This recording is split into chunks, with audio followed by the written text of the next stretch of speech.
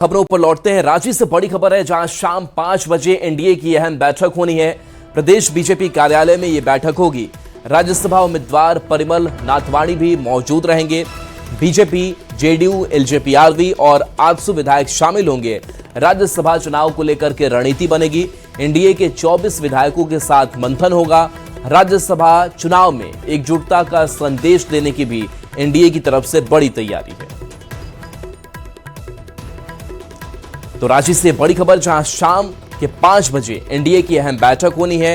राज्यसभा का चुनाव है, यह सीट भी बेहद महत्वपूर्ण है बीजेपी के लिए। और ऐसे में बाकी जो एनडीए घटक दल है, एक और अपडेट आपको दे दे कि शाम 5 बजे नहीं, यह बैठक शाम के 6 बजे होनी है। समय में थोड़ा फेरबदल।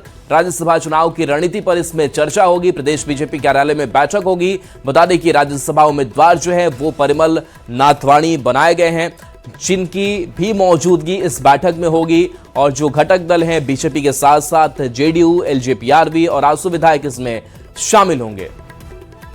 संजय हमारे साथ फोन लाइन पर न्यूज 18 संवाददाता जुड़े हुए हैं। संजय, आज एनडीए की बैठक और राज्यसभा चुनाव को लेकर के लगातार प्रयासरत भी है ये पूरे घटक दल, क्या कुछ रणनीति तैयारी होगी इस शाम के 6 बजे की बैठक में?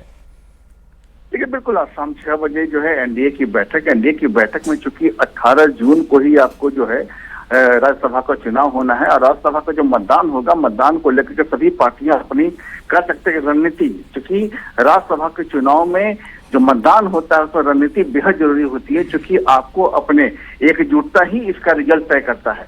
तो जाहिर है कि बीजेपी जिस निर्दलीय उम्मीदवार को समर्थन दे रही है, तो चूंकि एनडीए के पास 24 विधायक हैं, 4 का जरूरी है। तो शुरू से ही बीजेपी की ओर से कहा जा रहा है कि चूंकि एनडीए के 24 विधायक हैं, 4 का जो और अलग जो 4 अतिरिक्त जो विधायक के वोट की जरूरत है, वो आपको जो प्रत्याशी है उन्हें खुद करना होगा। तो जाहिर है कि राज्यसभा का जो मतदान है, मतदान को लेकर के कैसे वहां पर वोटिंग करनी है, वोटिंग को लेकर के पार्टी की ओर से वहां, क्योंकि पार्टी का एजेंट वहां महत्वपूर्ण होता है। हर जो पार्टी होती है उसके एजेंट वहां अंदर में मौजूद होते हैं, क्योंकि कोई व्हिप जारी नहीं होता है। जो विधानसभा क्षेत्र चूंकि बाहर ये चुनाव होता है, तो मतदान के दौरान हर पार्टी का एजेंट वहां आपको मौजूद होता है।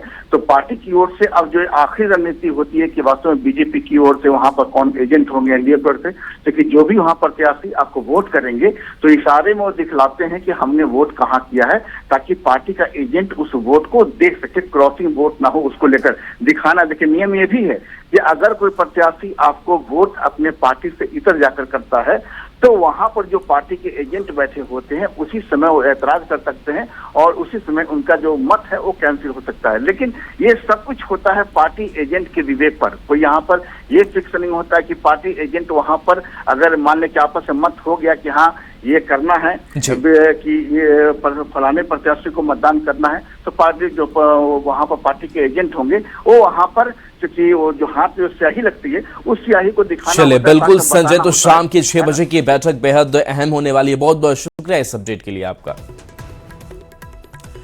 राज्यसभा चुनाव को लेकर कांग्रेस के प्रतिनिधिमंडल ने मुख्यमंत्री से मुलाकात की। इस दौरान कांग्रेस के प्रदेश अध्यक्ष, प्रदेश प्रभारी और राज्यसभा सांसद नासिर हुसैन भी मौजूद रहे। राज्यसभा चुनाव को लेकर रणनीति और गठबंधन से जुड़े विभिन्न पहलुओं पर चर्चा हुई। राज्यसभा चुनाव से पहले इस मुलाकात को राजनीतिक रूप से काफी महत्वपूर्ण माना जा रहा है।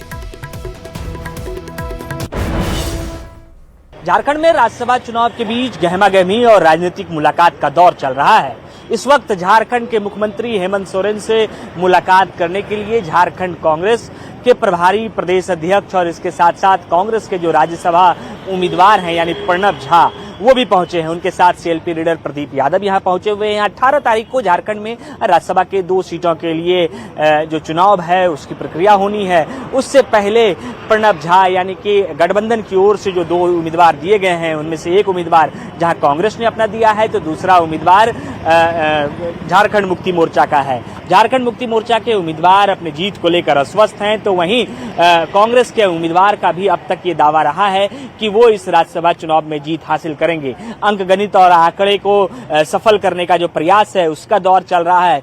यही वजह है कि झारखंड के प्रभारी के राजू, प्रदेश अध्यक्ष केशव महतो कमलेश और उसके साथ साथ सीएलपी लीडर प्रदीप यादव यहां मुलाकात करने के लिए सीएम से पहुंचे हैं। मुख्यमंत्री से उनकी मुलाकात होगी। इस मुलाकात के बाद कई चीजें निकलकर सामने आएंगी, क्योंकि अब तक जो गठबंधन एकजुट होने का दावा करते रही है, देखना होगा कि इस मुलाकात के बाद मुख्यमंत्री उन्हें क्या आश्वासन देते हैं, क्योंकि पूर्व से भी मुख्यमंत्री द्वारा ये कहा गया है, यानी हेमंत सोरेन द्वारा कहा गया है कि गठबंधन हम लोग एकजुट हैं, दोनों सीट हम लोग जीतेंगे। लेकिन आज ये जब मुलाकात दोपहर के वक्त हो रही है तो देखना होगा कि आगे का निर्णय, आगे की रणनीति झारखंड मुक्ति मोर्चा और कांग्रेस गठबंधन की कैसी होती है।